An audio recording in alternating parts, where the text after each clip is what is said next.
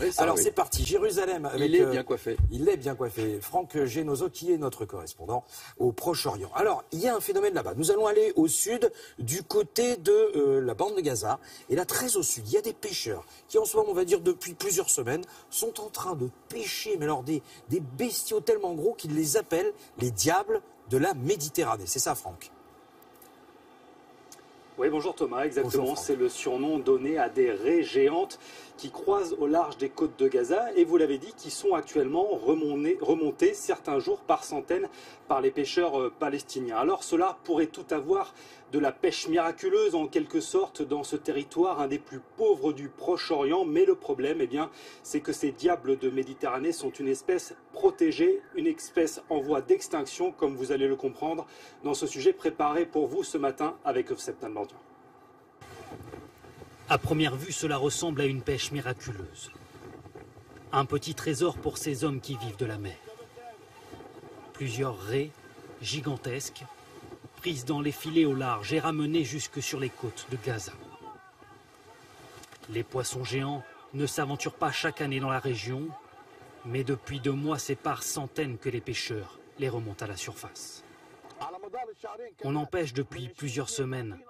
Certains jours, on a pris 100, 200 raies et parfois même jusqu'à 500. Ces animaux sont pourtant protégés par plusieurs conventions internationales. On les surnomme les diables de Méditerranée. Des créatures sous-marines majestueuses, inoffensives pour l'homme car elles ne mangent que du plancton. Une espèce menacée d'extinction dans la région. Mais à Gaza, territoire parmi les plus pauvres du Proche-Orient, c'est une ressource inespérée. L'enclave palestinienne est soumise à un blocus de la part d'Israël depuis 10 ans et l'arrivée au pouvoir des islamistes du Hamas, considérés comme un groupe terroriste. Alors le poisson est un mets prisé, rapidement découpé puis expédié jusque sur les marchés locaux. Avant, les gens n'appréciaient pas la raie. Mais il y a de moins en moins de poissons au large de Gaza, alors ils commencent à en manger davantage. Le prix est abordable en plus, et ici, vous savez, on n'a pas d'argent. Améliorer le quotidien ou préserver l'environnement, à Gaza, le dilemme a rapidement été tranché par de nombreux habitants. Alors dites-moi Franck, je suppose que les associations de protection des animaux doivent être au taquet, là, ça doit réagir très très fort, non ?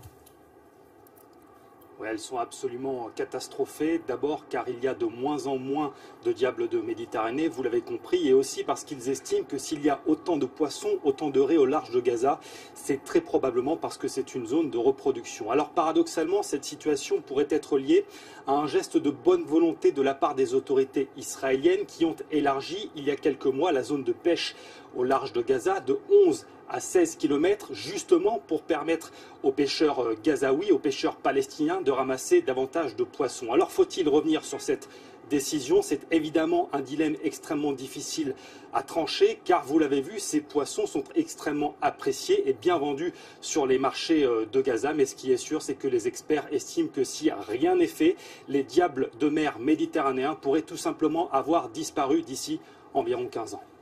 Merci Franck, correspondant donc au Proche-Orient.